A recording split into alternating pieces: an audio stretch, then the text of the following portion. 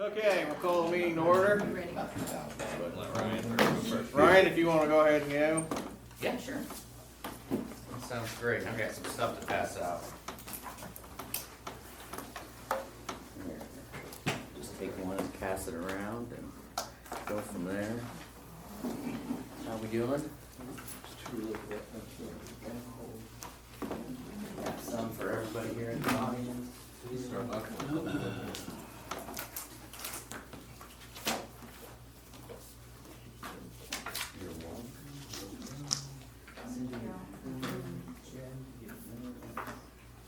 I think we're good. Okay. Well, hello everybody, I'm Ryan Keller. I'm the executive director here with Thrive West Central. Thrive serves as the Regional Economic Development District and the Area Agency on Aging and the Regional Planning Organization. We're a nonprofit down in Otsego County, but we serve the whole West Central region. I really appreciate all of your partnership. You guys have been proud supporters for a really long time. I wanted to come up today just to take a few minutes to talk about one of the big studies that we ended up completing at the end of summer, and we completed this at the end of June, early July. And this was a 2-year-long study that we got commissioned to do from the Economic Development Administration, and it was centered all around COVID, but really it's a study that's we're going to be able to use for a really long time. So we created a database built around 20 different points within the region. 20 different points within the region, built around 4 different pillars. So what are the things that make communities successful? And it's economic development, it's quality of life, it's healthcare, and it's education. So if you can do those 4 things well and all the components within them well, then your community will continue to increase population, continue to have a good quality of life for citizens, and increase your health outcomes and your student outcomes. So we looked at those 4 pillars, and then we said, okay, what are the building blocks all within them? And how can we start to track them then over time? So over the next decade, how can we start to track them and see what are we investing our money in? How can we use data-driven solutions to address some of our biggest challenges? And how do we start to move the needle on these for West Central Indiana? We all know that we have, most of our regions have a declining population. We have an aging population. Our birth rates have kind of declined over the last 40 years or so, but we still have a decent younger population, but generally our younger population goes off and they move away. So what do we need to do to attract them? What do we need to do to keep current workers? What do we need to do to attract other workers and folks to living into our area? So this is a 50,000 foot version of about a 100-page study that you can find on our website, and at the end of the book there's a little QR code and a web address. If you want to read it right before bed, it will lull you right to sleep. But this is the simplified version of that just kind of gives you the highlights. So I'm going around presenting this to all the commissioners, all the council members, all throughout the region, private businesses, rotaries, groups like that, just to kind of bring everybody to the table on the same page of, we have this data now, we're going to continue to track it, and we're going to identify funding sources for a lot of these issues and start working these kind of 20 issues all throughout.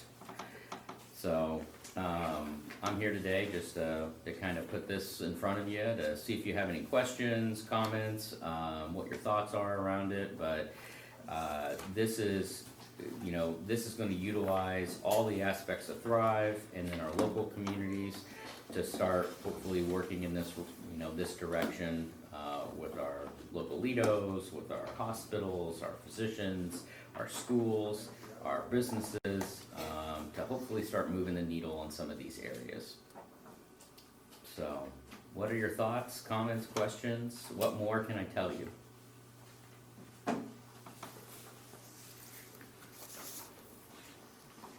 You'll notice some of the interesting, points in this is we've done case studies as well, and we've included them you have little snippets in here, but in the full report, you have longer case studies. And really, that just shows you what other communities with similar demographics are doing to overcome some of these challenges. So there's different initiatives in there. It talks about housing, it talks about childcare, there's things in there about workforce and, you know, keeping younger populations and engaging them more into our local life and how we can continue to advance them and give them opportunities here. So we've really tried to take concrete examples that we know are working in other communities and feed them into the work that we're doing here. So that way we don't have to recreate the wheel. But this is just all sorts of interesting data points. And, you know, some of this data was I thought it was pretty eye-opening. You know, good and bad. Some of it was better than what I thought it was, and then other points, definitely, I was like, that's a lot lower than I would have guessed it. But, you know, we at least have a baseline now to start working from. I noticed that the quality of schools received nothing higher than a B. That's right. So for our 6-county region, we have our school ratings that are ranked through the state for the corporations. We have no schools that have an A ranking here within West Central Indiana. The highest we have is a B. We have lots of Bs. And if you jump one county over to Montgomery County, just because we're working with Montgomery County more and more, they actually, in the 7-county region, they do have one A school, which is South Montgomery. But other than that, we don't have any A-rated schools. And that's a complex formula that the state uses to do that, and there's all sorts of factors that go into it. It makes it hard to get an A, but it's not impossible. And it just depends on what kind of population you're trying to attract to want to come in that would want an A rating. A B is really good. And it just depends on if we want to go the extra mile to get schools to that A rating.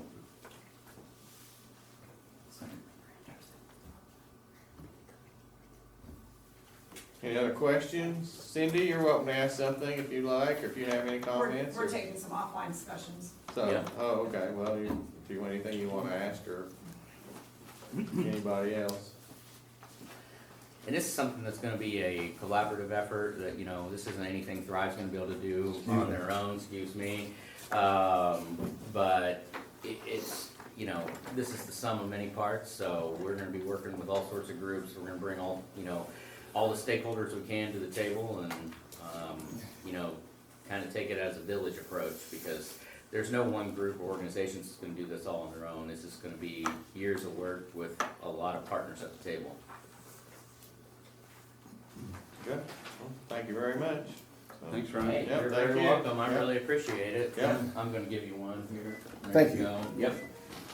Let me know if you have any questions, I'll be back, maybe in a few months, and we'll talk housing when the housing study comes out, and kind of go from there, just to present what we're doing in coordination with Cindy. Okay, that'd be That's great. great. Yeah, Thank thank you. We'll go to department head comments. Frazier? I have nothing. You have nothing. Are you sure? You surely can tell me something. Ready for Bridge Festival? All ready for the Bridge Yes, Festival? sir. How's the 4-lane going, or the 4-way stop gonna work at Belmore? Is that gonna be a nightmare or There'll be what? state police dealing with that on weekends. On weekends? What Yeah. about through the week? Wonder what it's gonna be like. I think it'll back the traffic up. Some, or, Uh, that's what I think too. I guess we'll see what it does, but. I'd like to see a stoplight, but Yeah, I think the light would've been a better idea, but. that seemed to help overall. It slowed them down out there, I mean, that's for sure. It does tend to back them up on 36, so when it's even just regular traffic at times. Yeah.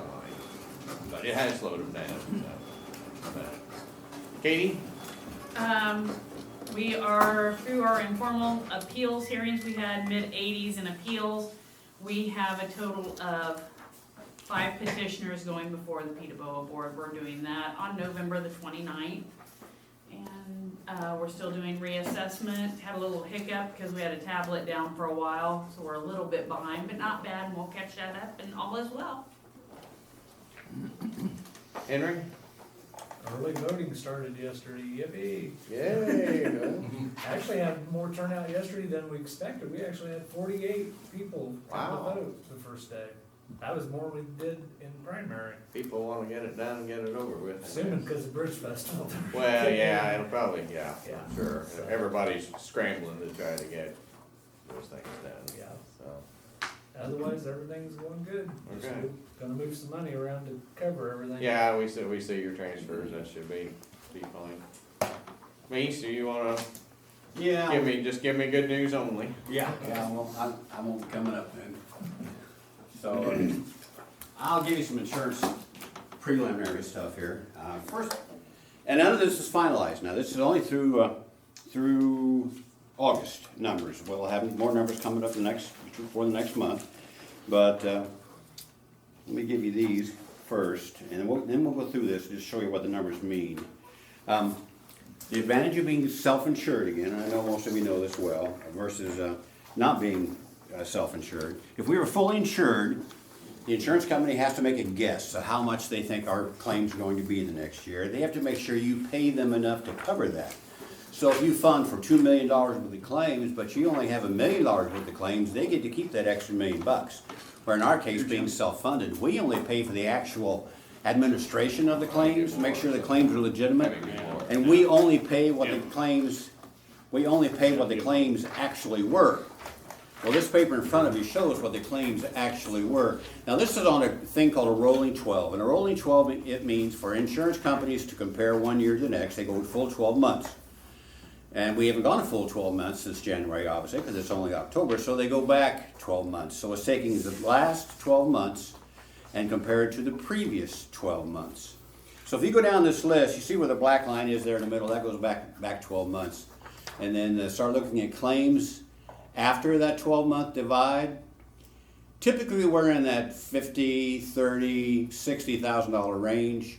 $100,000 or $99,000 is pretty big month for us. But look at December of 21, starting in November of 21, 245,000, 568,000, 218,000, 239,000.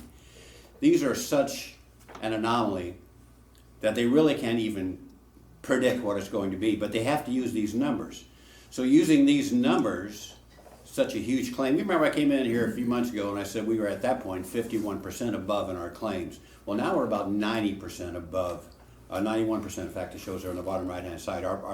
We're about, but that was 91%. We're at 159% of our expected now. So we're 59% higher than what we expected our claims to be. So that's why the numbers are not looking good. I'm going to show you some numbers here that are going to scare you, but it's not going to be that bad. The only thing we really have to negotiate with Anthem is administration. And R.E. Sutton does that. The thing JB is going with Hendricks County for the osteopathic. We've got the pharmaceutical things in. And I have papers to show you that, but I'll wait till, instead of taking all your time now, just plan on a longer time next month and we'll go through all that stuff. And I'll have R.E. Sutton represent here, Nick Napier here to go through all that stuff and to show you. But I want you to see these numbers because I want you to see what an anomaly those 4 months were. But those 4 months have to be considered in our projection of next year. They have to assume that if this happened last year, it could happen next year. So that's why those numbers are going to come from. So I'm going to give you another paper here that I want you to see. Let's just go both ways on one. This just shows you what the medical costs versus actual pharmaceutical costs and all those are. And it shows you what the renewal would expect. And again, it's keeping those 4 horrendous months in our rolling 12. So all 4 of those are in our rolling 12. That is not going to happen again. If it does, then that's just an anomaly. But we're insured for that anyway. And we're going to get a sizable check from the insurance company for our high claims. Remember, we have that reinsurance. Any claim above $50,000, then the insurance kicks in and pays that. So we're going to get a sizable check from them. As a result of getting that sizable check from them and them expecting that to occur next year, that's the only increase that we really have to see is the increase on the fixed costs, and that reinsurance is one of those fixed costs. So that's going to go up. So if you look at the top where it says fixed costs and go down through all those and compare them to the current, Then it shows what they expect them to be. The only numbers that really matter to you is the total at the bottom, where it says total annual fixed cost.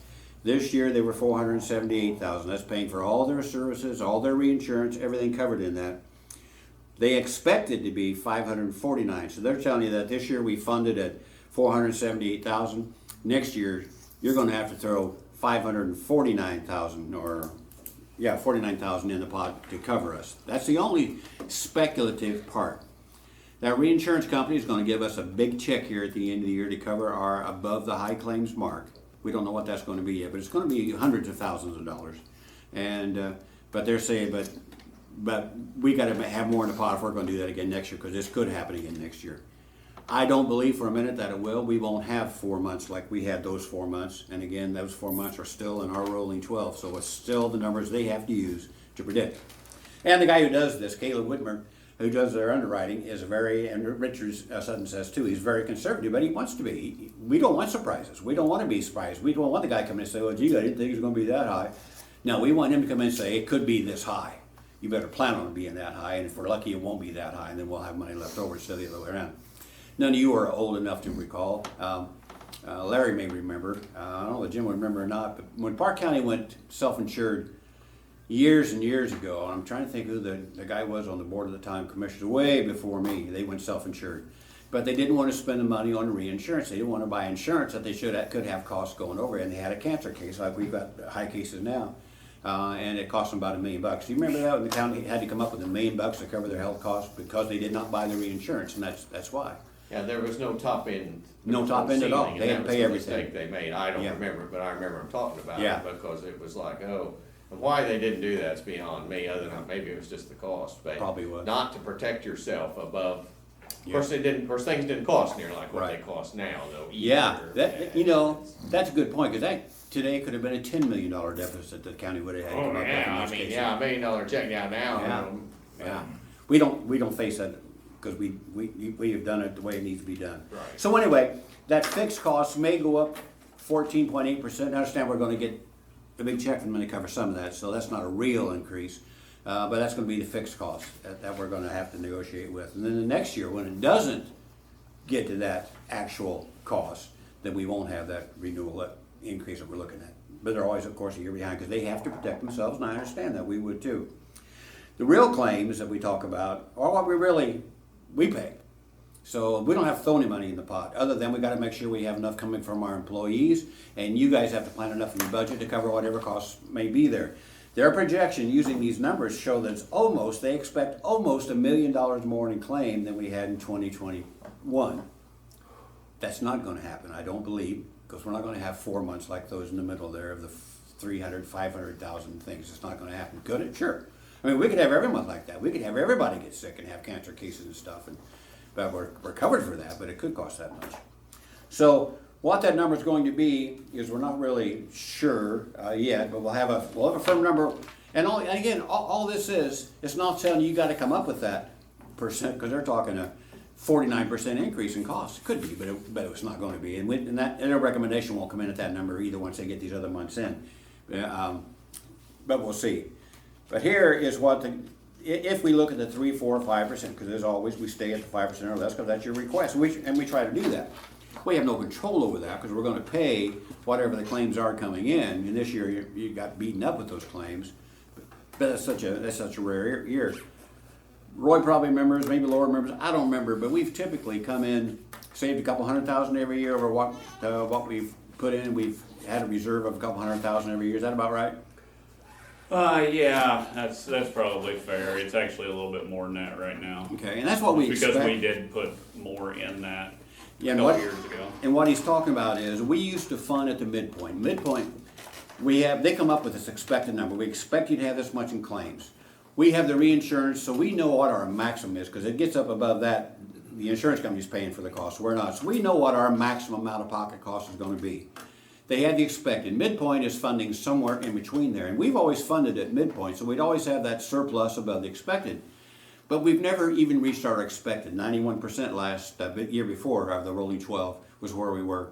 So we've always had some extra left over for these kind of cases. And I don't know how much there is over the years, but anyway, that's what the purpose of that is.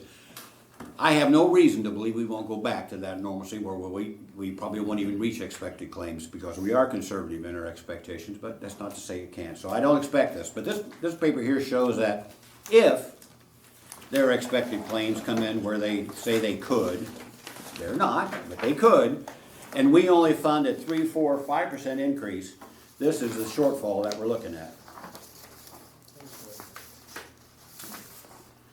So, if you have August 22nd enrollment, how many people there are there altogether? 101 enrolled. The annual 22 rates generated $1.4 million.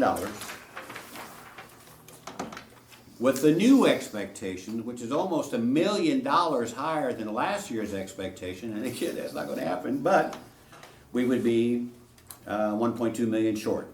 If we funded at the 3%, 1.1%. If we funded at 5%, we would still be $1.1 million short if all the claims next year were the same as this year, and we only funded at a 5% increase from the employees. So that's what we're looking at. So I expect our claims, we can leave it at 5%, and then there'll be some number there that they'll have a newer number for us to look at. It's what could possibly happen if the claims were crazy, but if they were normal, we would be right at expected claims, because that's above expected claims. So reserve impact, if claims hit expected claims, it would be that much more. If we go back to last year's expected claims, which is pretty normal, our expected claims, because we only reached 91% of those before, then that 1.1 million won't happen because the expected claims aren't going to be that much higher. You had a paper there show the expected costs. The one that looked like this, it said the comparison, projection comparison, shows at the bottom where it says 49%. It shows using those old numbers that their expectation is 2.7 million in claim, where typically we just have 1.8 million in claims. That's $1 million difference, and that's what the shortfall here is recommending. So anyway, I just want to share that with you. So remind me, what percentage are the employees paying now? What are they down to? I don't have that form on me right now. It'd be another percent. So you'll go to another Another percentage percent, higher, because yeah. you're continuing on Yes, that on path. that.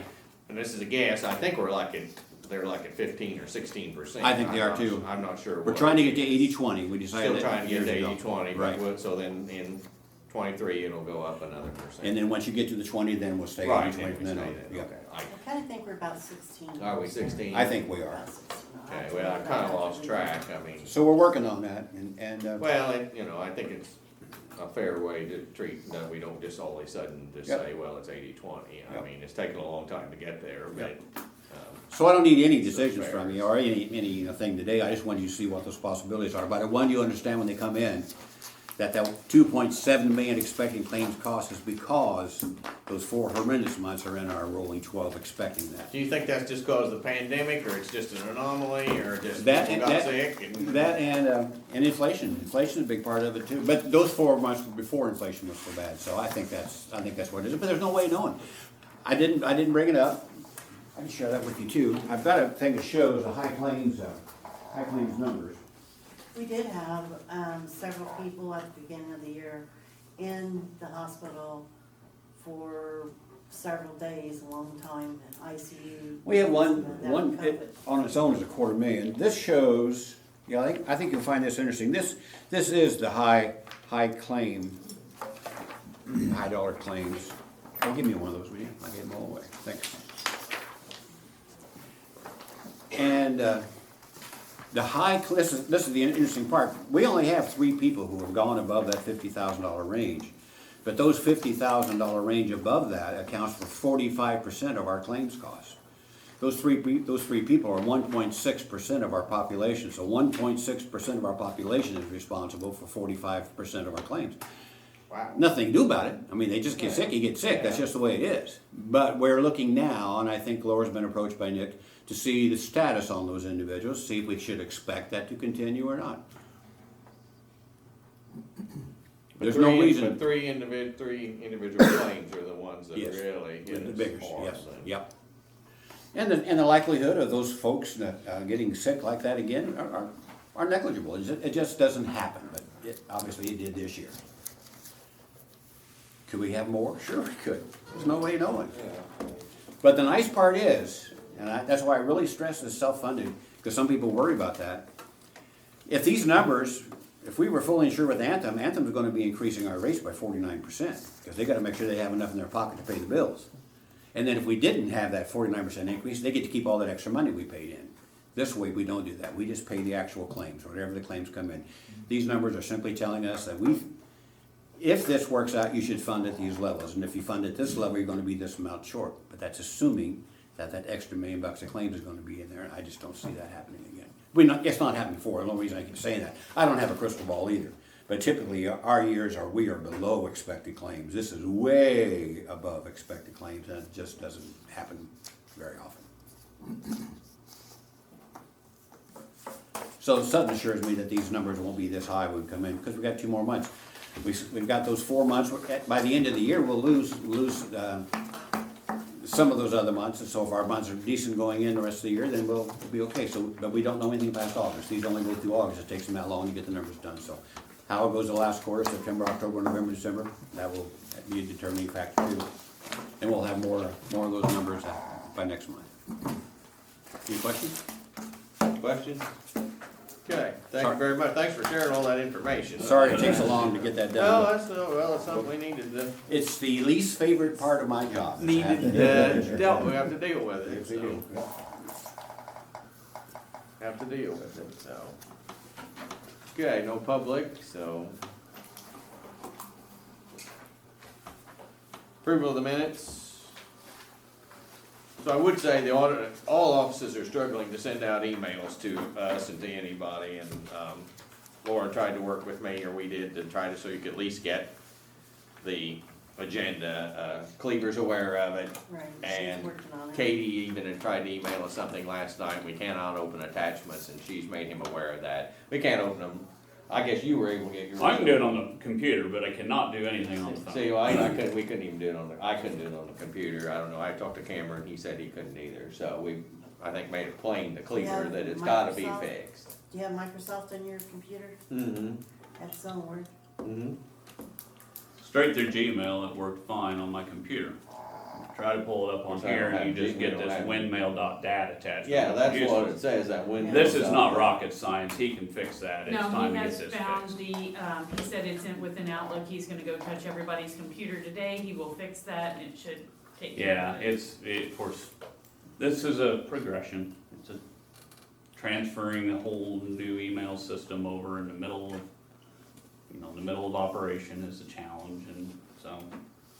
Well, I've communicated that the communication could have been a little bit better as far as, letting people know. That would be because nice. It makes it difficult to have a meeting when I can't even get the agenda out to I know. to the members. And I mean, we aren't gonna have this next month, No. or he will be here to explain.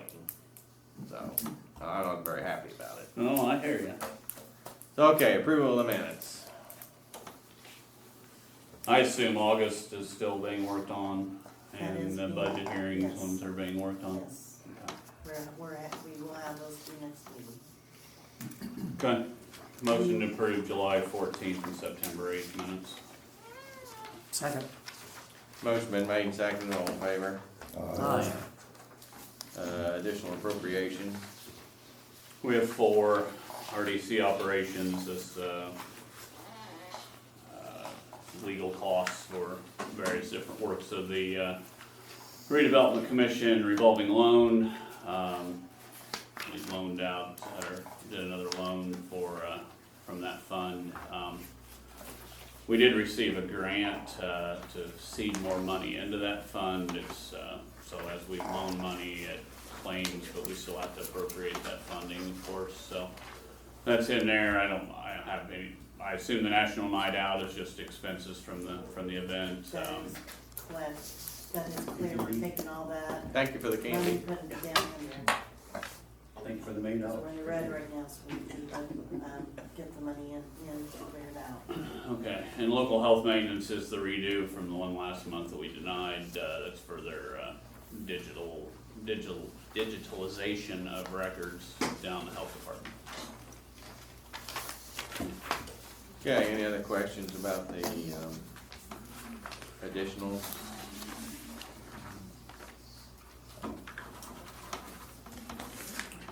Motion Motion to approve. Second. Motion been made, second to approve the additional appropriations, all in favor? Aye. Okay, you have several transfers. The fourth one on our agenda, the auditor has noted is, there's a typographical error there. That second account code should be 1002035015 versus 1019011124. It's just a typo on our agenda. The attachments that we have for transfers is listed correctly, so. Most of these, I don't know the details on the CASA one, but the assessors moved some money due to missed contract and budget requests for this current year. Sheriff's moving money for jail cook part-time, and the rest of it is, the clerk spoke earlier, is to try to get money in the right lines for the election. We will deal with some more of that in a resolution shortly. I see no issues with them.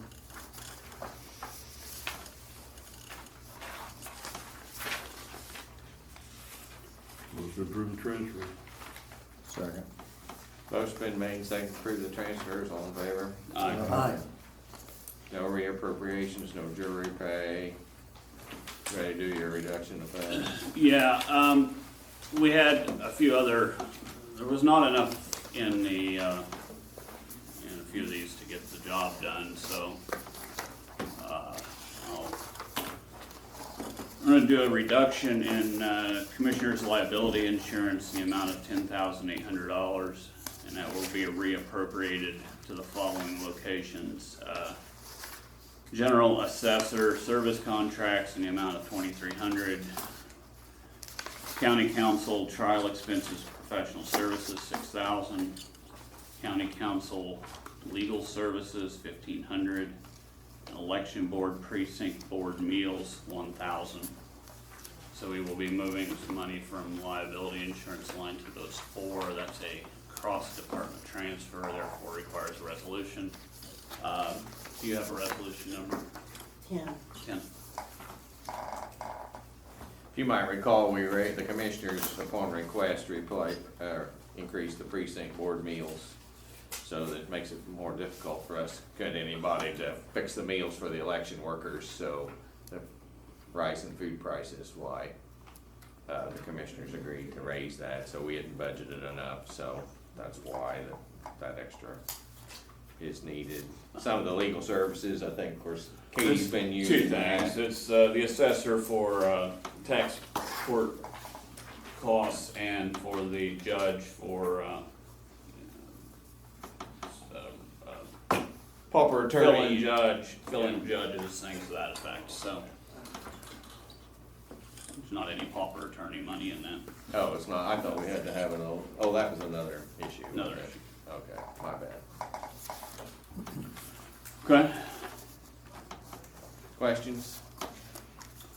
I'll make a motion to adopt resolution 2022-10, reduction of appropriations as reported. Second. Motion been made and seconded to adopt resolution, all in favor? Aye. Opposed? Okay. I'll pass around the sign and stuff, because we got nothing to do here directly.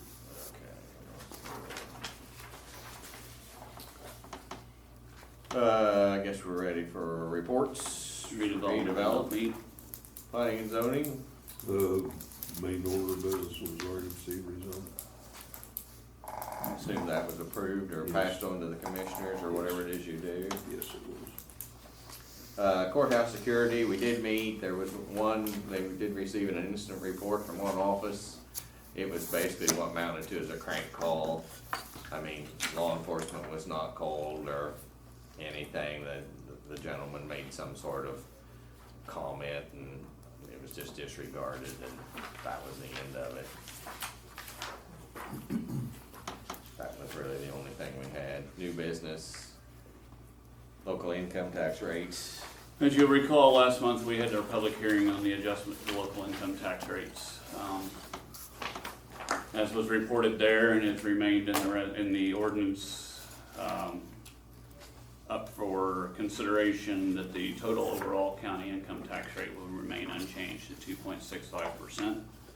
However, the rates will be shifted around to reapply that rate to other sources. So to specify the changes, the certified shares rate will go from 1.56% to 1.47%. The difference in that, the reduction in that, is in the levy freeze portion of that rate.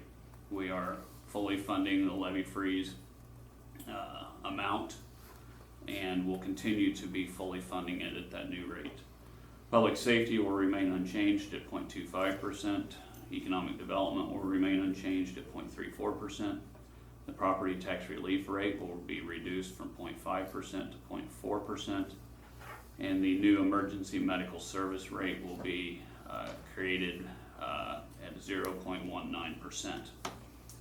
The property tax credit allocation categories will remain unchanged. All property tax allocation categories will receive 50% of the revenue, and the 1% homestead allocations will receive the other 50% of the revenue. The actual certified shares rate will remain at 1%. However, as stated, the levy freeze rate will be reduced from 0.56 to 0.47%. The county has received the blessing of the Department of Local Government Finance for these calculations and these numbers.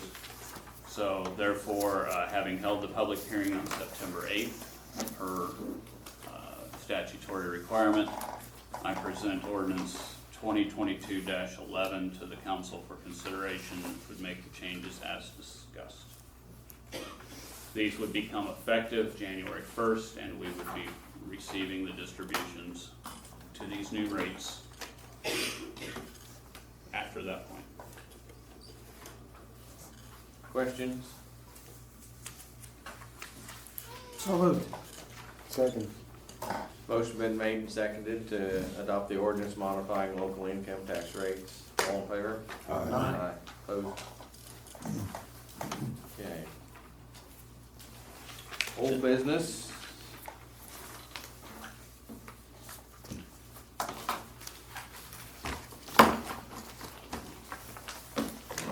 We were supposed to hear from Larry Brown today. He was wanting to talk to us about the LIFR levy system. Apparently, he couldn't make it, so don't know what the situation is.